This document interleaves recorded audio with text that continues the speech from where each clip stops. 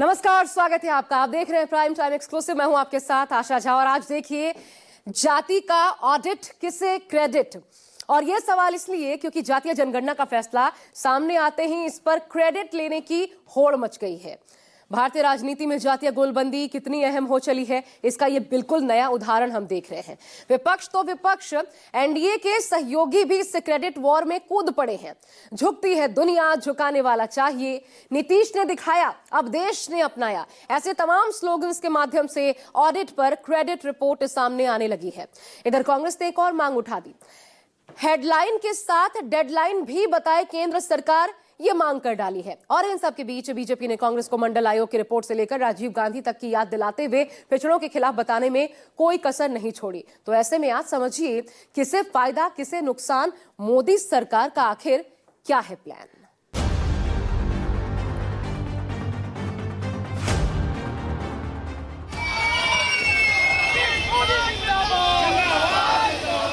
जातिगत जनगणना की फैसला सामाजिक न्याय के लिए एनडीए सरकार की प्रतिबद्धता की एक बहुत बड़ा कदम कल सरकार ने उठाई है।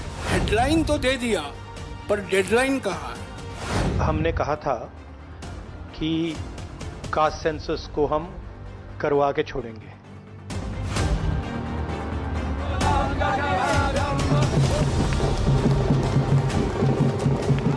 जाति जनगणना का फैसला 90% पीडीए की एकजुटता की 100% जीत है।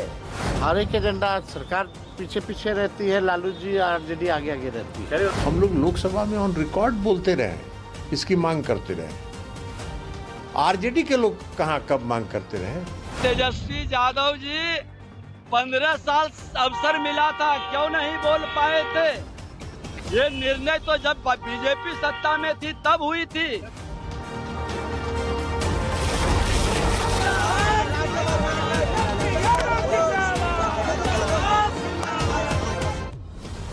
केंद्र की मोदी सरकार ने बुधवार को जातीय जनगणना कराने का फैसला लिया, जिसके बाद से इस फैसले को लेकर विपक्षी दलों के बीच क्रेडिट वॉर शुरू हो गया, जो केंद्र के इस फैसले के पीछे अपनी मेहनत और अडिग कोशिशों को बताने से परहेज नहीं कर रहे।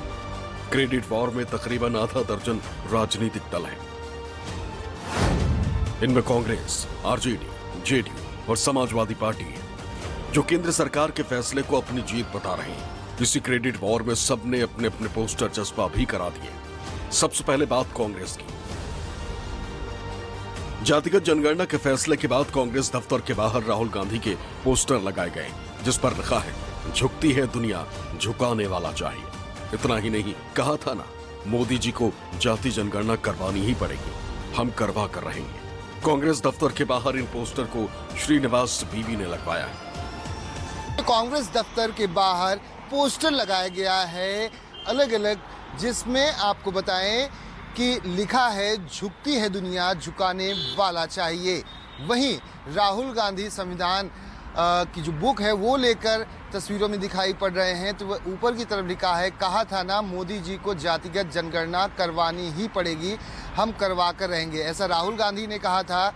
और ये श्रीनिवास बी हैं, जो कांग्रेस के यूथ विंग के नेता हैं, उन्होंने ये पोस्टर पूरे अकबर रोड पर और दिल्ली के अलग अलग हिस्सों में लगाया हुआ है। कांग्रेस हो या फिर आरजेडी हो, समाजवादी पार्टी हो, सभी विपक्षी पार्टियों के द्वारा श्रेय लेने की होड़ है। बुधवार को ही प्रेस कॉन्फ्रेंस में राहुल गांधी ने केंद्र सरकार के इस फैसले का स्वागत करते हुए कुछ अहम मांगे भी सरकार के समक्ष रखी। अब कांग्रेस नेता और महासचिव जयराम रमेश ने जातीय जनगणना के हेडलाइन के साथ साथ डेडलाइन पूछी। जैसा कि कल राहुल जी ने कहा, हेडलाइन तो दे दिया, पर डेडलाइन कहाँ है? डेडलाइन के बिना हेडलाइन में तो प्रधानमंत्री बहुत माहिर है। उन्होंने कह दिया जाति शामिल होगा, और राहुल जी ने कल सवाल उठाया, आप एक रोड मैप देश के सामने रखिए। क्रेडिट लेने की इस रेस में कोई दल भी पीछे नहीं। लालू यादव की पार्टी आरजेडी की तरफ से पटना में पोस्टर चस्पा कराए गए, जिसमें लालू यादव और तेजस्वी यादव को बधाई दी गई। पोस्टर में नीचे की तरफ लिखा गया है, केंद्र सरकार द्वारा जातीय जनगणना कराए जाने का निर्णय राष्ट्रीय जनता दल के राष्ट्रीय अध्यक्ष लालू प्रसाद यादव और नेता प्रतिपक्ष तेजस्वी यादव समेत महागठबंधन के तमाम नेताओं के संघर्ष की जीत है। दूसरी ओर पोस्टर के जरिए केंद्र सरकार पर निशाना साधा गया है। पोस्टर पर लिखा गया है कि केंद्र सरकार की अगर नीयत साफ है तो बिहार में बढ़ी हुई आरक्षण सीमा को संविधान की 9वीं अनुसूची में शामिल करें। इस पोस्टर को लगाने वाले आरजेडी नेता अरुण हैं। इस वक्त मैं मौजूद हूं आरजेडी कार्यालय के ठीक सामने। आप देख सकते हैं बड़ा सा बैनर और पोस्टर लगाया गया है जिसमें साफ तौर पर लिखा हुआ है केंद्र सरकार के द्वारा जातीय जनगणना कराए जाने का निर्णय राष्ट्रीय जनता दल के राष्ट्रीय अध्यक्ष श्री लालू प्रसाद यादव एवं नेता प्रतिपक्ष तेजस्वी यादव सहित महागठबंधन के तमाम नेताओं का संघर्ष का जीत है। यानी तमाम जो महागठबंधन के नेता हैं वह खुद के संघर्ष की जीत बता रहे हैं। जातीय जनगणना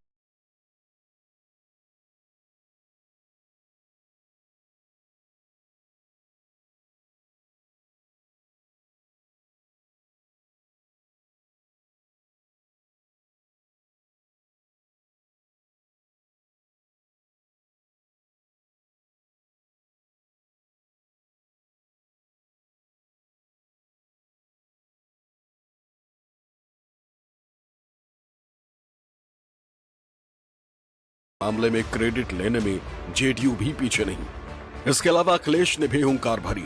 अखिलेश यादव पीटीए के सहारे अपनी नैया पार लगाते हुए दिख रहे हैं। शायद यही वजह रही कि गुरुवार को उन्होंने प्रेस कॉन्फ्रेंस की, दावा किया कि परिवर्तन होना तय है क्योंकि पीटीए के हेल्पलाइन बन गई। हमें खुशी है इस बात की कि सामाजिक न्याय के राज की स्थापना के लिए एक कदम तो बढ़े हैं सब लोग। सामाजिक न्याय के राज की स्थापना हो उसके लिए जाति जनगणना का फैसला 90% पीडीए की एकजुटता की 100% जीत है।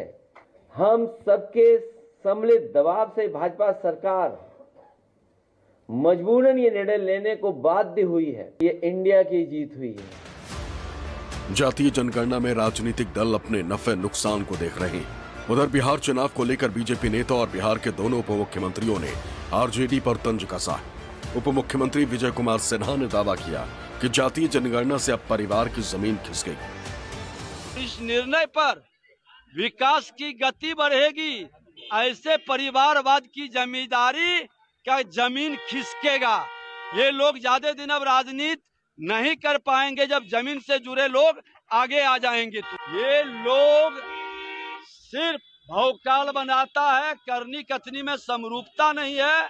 भारतीय जनता पार्टी आज लोगों के हित में आरक्षण भी दिया, लोगों को रोजगार उत्थान का अवसर भी भाजपा ही देगी। श्रेय लेने की होड़ अपनी जगह, लेकिन आपको बता दें कि देश में आखिरी बार ब्रिटिश शासन के दौरान जाति के आधार पर 1931 में जनगणना हुई थी। इसके बाद 1941 में भी जनगणना हुई, लेकिन आंकड़े पेश नहीं किए गए। अगली जनगणना 1951 में हुई, लेकिन इस जनगणना में सिर्फ अनुसूचित जातियों और जनजातियों को ही गिना गया। आरक्षण के मामले में पिछड़ा वर्ग की परिभाषा कैसी हो, इस वर्ग का उत्थान कैसे हो, इसके लिए तत्कालीन प्रधानमंत्री जवाहरलाल नेहरू ने 1953 में काका कालेलकर आयोग बनाया।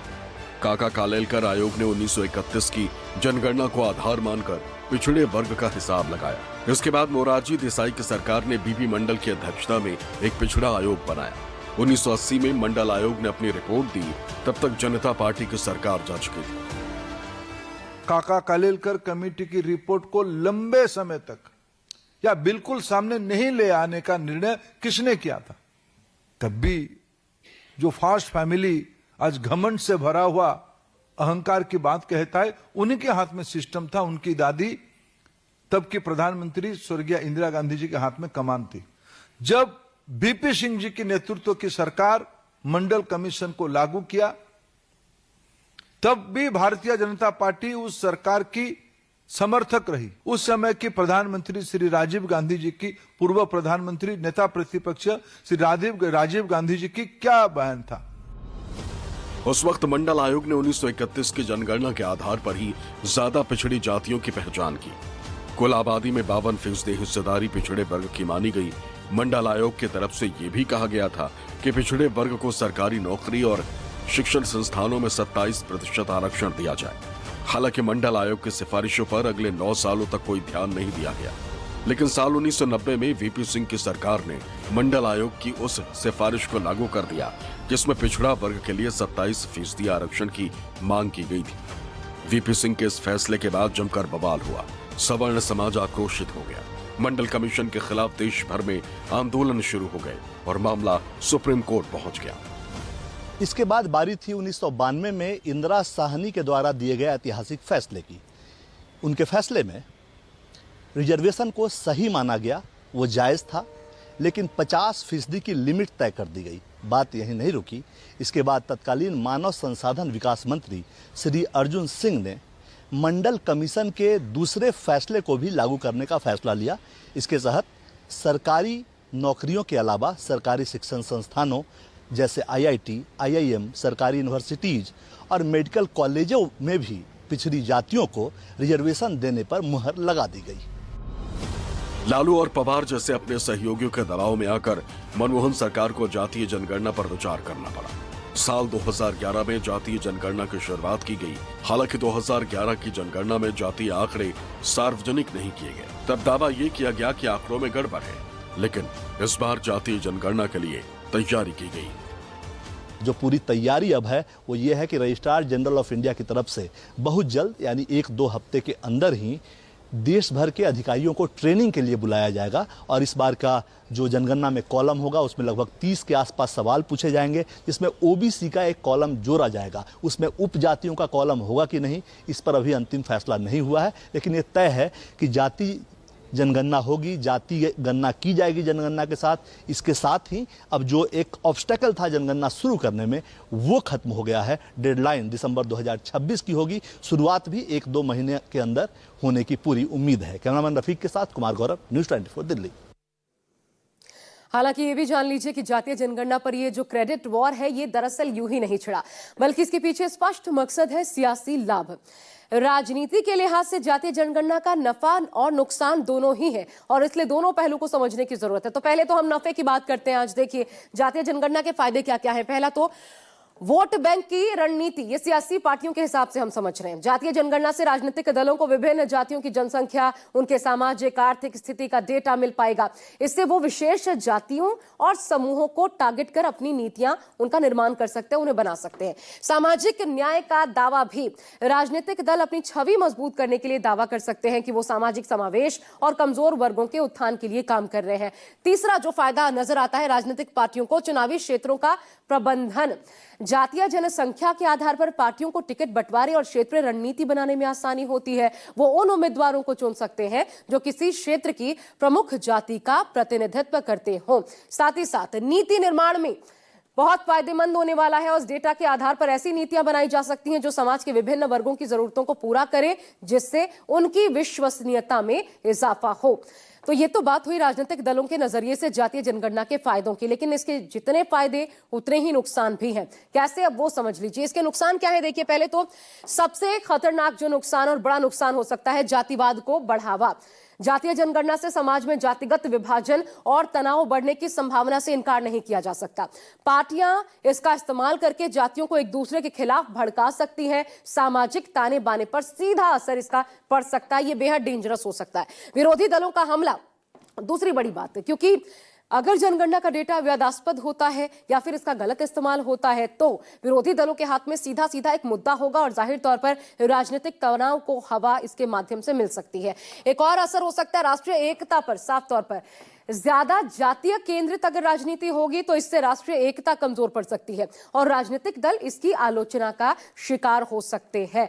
तो नफे के साथ साथ ये तमाम नुकसान राजनीतिक दल इससे वाकिफ भी हैं, लेकिन सबका फोकस सिर्फ अपने सियासी फायदे की तरफ है और शायद यही वजह है कि जातीय जनगणना का विरोध करने वाले भी अब उसके फायदे गिनवाने में जुट गए हैं। देखिए,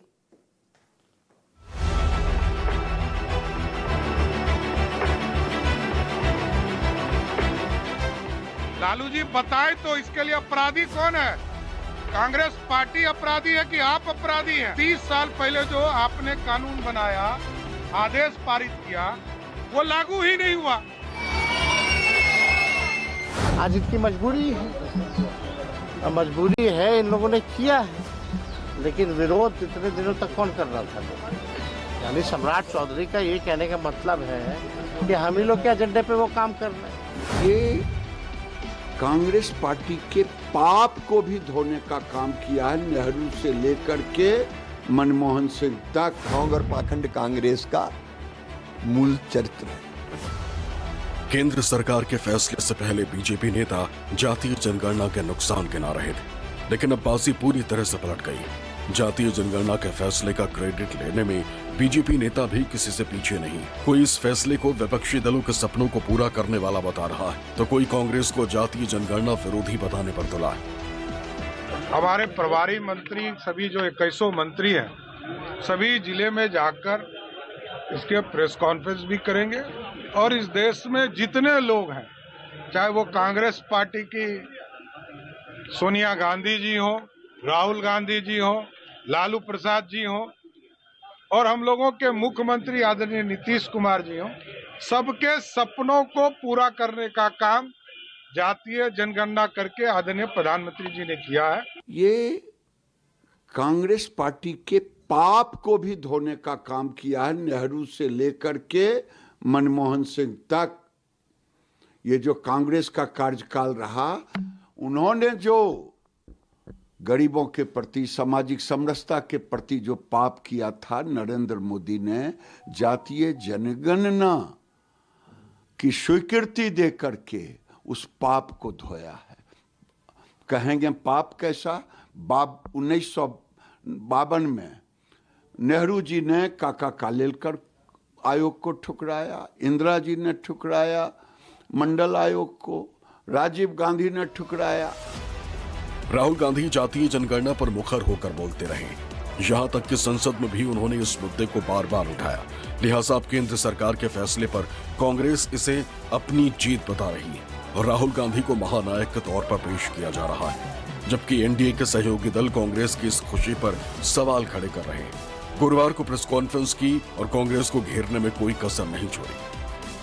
आज राहुल जी इस बात का श्रेय लेने की होड़ में लगे हुए कि ये मेरे कहने पर, मेरे दबाव में, मैंने कहा तब केंद्र सरकार ने माना। अरे प्रभु, आप ही की सरकार थी केंद्र में लंबे समय तक। आपकी पार्टी के तो छोड़ दीजिए, आपके परिवार के 3-3 प्रधानमंत्री थे देश में। अगर आप इतनी ही शिद्दत से चाहते थे कि देश में जाति आधारित जनगणना हो, तो इसको आप करवा लेते ना पहले। बिहार में एक राज्य में चुनाव में के लिए आप राष्ट्रीय स्तर पर जाति आधारित जनगणना का फैसला ले लेंगे। और अगर ये फैसला चुनावी दृष्टि से लेना ही होता तो हम लोग लोकसभा से पहले इस फैसले को लेते ना।